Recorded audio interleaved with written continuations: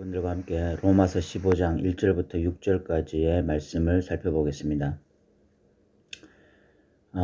우리 지난 장에서 믿음이 강한 자와 믿음이 연약한 자의 사이의 갈등을 살펴보면서 결국은 서로 용납하고 공동체를 세워라 이런 권면들을 살펴보았습니다. 이번 장에서는 믿음이 강한 자들에 대한 특별한 권면입니다. 믿음이 강한 자는 1절에 보면 믿음이 강한 우리는 마땅히 믿음이 약한 자의 약점을 담당하고 자기를 기쁘게 하지 아니할 것이라. 사도 바울에게 있어서 믿음이 강한 자들은 날에 얽매이지 않고 또 음식에 얽매이지 않던 이 복음에 있어서 온전한 이해를 가지고 있던 자들을 의미합니다. 그런 자들이 마땅히 해야 될 것이 있다면 아직도 이 날에 얽매이고 있고 또 음식에 대해서 불편함을 느끼는 그런 자들에 대해서 그들의 약점을 담당하고 자기를 기쁘게 하지 말라는 것입니다. 그런 사람들은 어떤 나를 어겼을 때나 또 다른 사람들이 나를 어겼을 때 또 자신이 어떤 부정하다고 생각하는 음식을 먹게 된다든지 아니면 타인이 그런 음식을 먹게 되었을 때 자주 실족하고 자주 불안해하고 또 심한 죄책감을 가지기도 합니다. 그런 것들을 약점이라고 말한 것입니다. 그런 약점이 있는 사람들, 그런 것으로 인해서 쉽게 죄책감을 가지거나 낙심하거나 절망하는 자들에 대해서 그런 것들을 비난하거나 정죄하는 것이 아니라 오히려 그들의 약점을 담당하고 그리고 자기를 기쁘게 하는 것이 아니라 타인을 기쁘게 하라. 이것이 복음에 대한 전반적인 이해를 가진 미리 복음에 대해서 좀 더 깨달은 자들이 해야 할 일이다 라고 말을 하고 있습니다. 그래서 이 사람들이 해야 할 것이 두 가지인데 하나가 이웃을 기쁘게 하는 것이고 또 하나가 선을 이루고 덕을 세우는 것입니다. 자신을 기쁘게 하려고 하는 것이 아니라 이웃을 기쁘게 하려고 해야 되고 또 하나가 선을 이루고 덕을 세우는 것. 선을 이룬다는 것은 타인을 세우면서 또 타인이 시험받을 것들을 하지 않는 것. 이것이 선이고 덕이라는 것은 공동체 전체를 세우는 것을 의미합니다. 그런 일들을 해야 되는 것이 바로 이 믿음이 강한 자들이다 라고 말을 하고 있는 것입니다. 그런 일을 해야 하는 믿음의 강한 사람의 예로서 모범으로서 예수 그리스도를 들고 있습니다. 예수님이 그렇게 사셨다는 것입니다.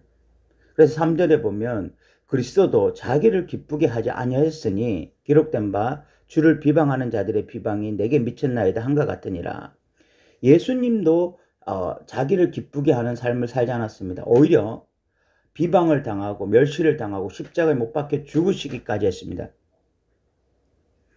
그 이유가 무엇입니까? 그것을 통해서 타인을 살리기 위해서 선을 이루고 덕을 세우기 위해서 다른 사람들을 살리고 다른 사람들을 시험에 빠뜨리지 않으며 또한 하나님이 주신 이 교회 공동체를 살리기 위해서 예수님이 그렇게 하신 것입니다. 그러면서 사도 바울은 무엇이든지 전에 기록된 바는 우리의 교훈을 위하여 기록된 것이니 우리로 하여금 인내로 또는 성령의 위로로 소망을 가지게 함이니라. 인내로 위로로 우리가 가질 이 소망이 무엇일까?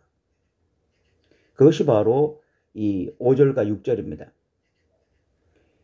이제 인내와 위로의 하나님이 너희로 그리스도 예수를 본받아 서로 뜻이 같게 하여 주사 한 마음과 한 입으로 하나님 곧 우리 주 예수 그리스도의 아버지께 영광을 돌리게 하려 하노라. 우리가 가져야 될 소망, 그 인내와 위로로 우리가 가져야 될 그 소망이 무엇이냐? 한 마음과 한 입으로 하나님을 찬양하는 것입니다. 믿음이 강한 자와 믿음이 약한 자, 또 이방인 그리스도인들과 유대인 그리스도인들, 이런 사람들이 마음을 같이하여 한 마음으로 하나님을 찬양하기 위해서 믿음이 강하다고 말하는 자들, 복음에 대해서 좀 더 이해가 깊은 자들, 이 사람들이 믿음이 약하다고 하는 자들, 아직 복음에 대해서 이해가 부족한 자들을 품고 섬기면서 한 마음과 한 뜻으로 하나님을 찬양하는 자리로 나가야 된다. 이야기를 지금 사도 바울은 하고 있는 것입니다. 한국교회가 가장 약한 부분 중에 하나가 바로 공동체성의 결여입니다. 한국교회 안에도 복음의 이해가 천차만별입니다. 누군가는 복음에 대한 깊은 이해를 가지고 있고 또 성경적으로 많은 것들을 알고 있습니다.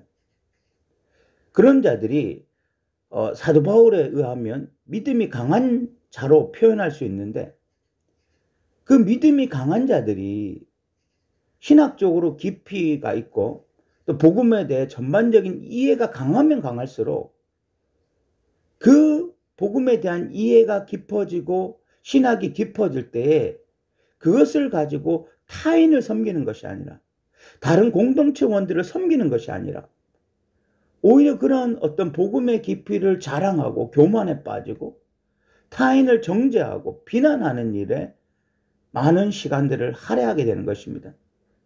그래서 공동체성이 깨어져 버리는 거야.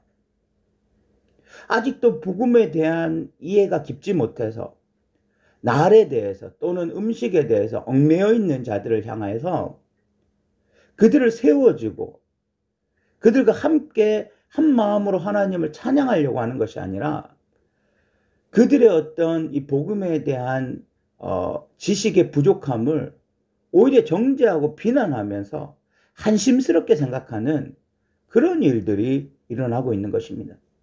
그럼으로써 한 마음과 한 뜻으로 찬양하는 것이 아니라 오히려 비난하고 정죄하면서 서로를 헐뜯으면서 그렇게 공동체성이 깨어지는 경우가 참 많이 있다는 것입니다. 교회 안에는 누군가는 복음에 있어서 많은 이해들을 가지고 있을 수 있습니다. 복음의 깊이가 남다른 사람들이 있을 수 있습니다. 신학적으로 잘 정립되어지고 또 어떤 복음에 대해서도 풍성한 지식을 가지고 있는 자들이 있는가 하면 아직도 그렇지 못한 사람들이 분명히 존재하고 있습니다. 그런데 그런 복음에 대한 이해는 그 사람의 몫이고 또 하나님의 은혜에 기인합니다. 하나님이 하셔야 될 일이고 그 사람이 해야 할 일이지 그것을 가지고 서로 비방하고 정죄할 일이 아닙니다. 중요한 것은 하나님이 우리에게 기대하시는 것은 똑같은 수준의 어떤 복음에 대한 이해라기보다는 다 각자 복음에 대한 이해가 다르고 수준이 다르다 할지라도 그들이 하나의 공동체를 이루어서 예수 그리스도로 모여서 한 마음과 한 뜻으로 하나님을 경배하고 찬양하는 것, 이것을 하나님이 원하시는 것입니다. 이것을 위해서 복음에 좀 더 깊은 이해가 있고 좀 더 성숙한 사람들이 타인을 섬겨주고 선을 이루고 덕을 세우는 데 힘쓰는 일들을 먼저 해야 하는 것입니다. 그것을 지금 사도 바울이 요구하고 있고 하나님이 요구하고 계신 것입니다. 우리가 이 복음에 대한 이해가 먼저 있는 사람이라면 오늘 말씀을 통해서 타인에 대해서 한심스럽게 생각하고 비난하기보다 그들을 어떻게 하면 세울 수 있을까? 그들과 어떻게 하면 한 마음과 한 뜻으로 하나님을 찬양할 수 있을까? 이것을 고민하는 그런 사람들 되시기를 바랍니다. 오늘도 들어주셔서 감사합니다.